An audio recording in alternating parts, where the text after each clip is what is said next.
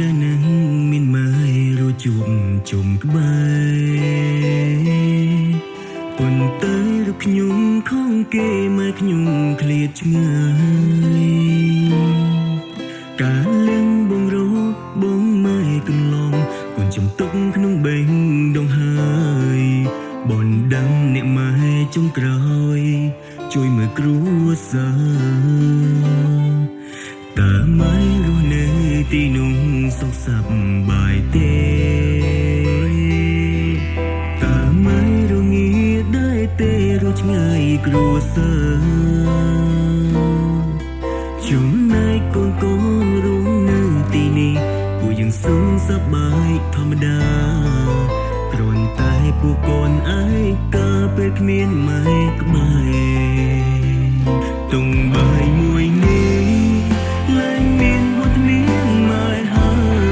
យសំដីម៉ែធ្លាប់ស្ដីឲ្យពេលនេះកូនឡើងមកស្ដាប់ក្រុមពេលនឹកម៉ែពួកយើងបានត្រឹមលួចមករូបថតចាំពេលនេះកូននឹកម៉ែណាស់តើម៉ែដឹងទេសូមរអើយស្នប់ចង់សូមកុំបារម្ភកូននឹងតបស្នងសូមគុណជូនម៉ែទ្វេដង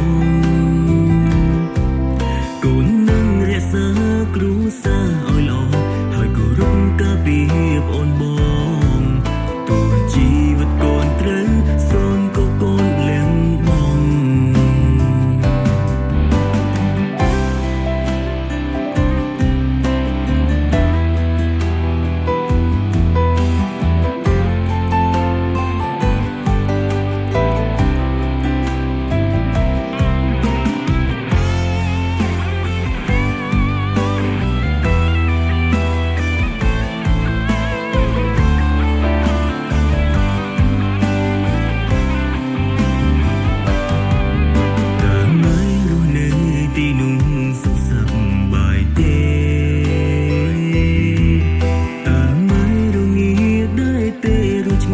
គ្រួសារ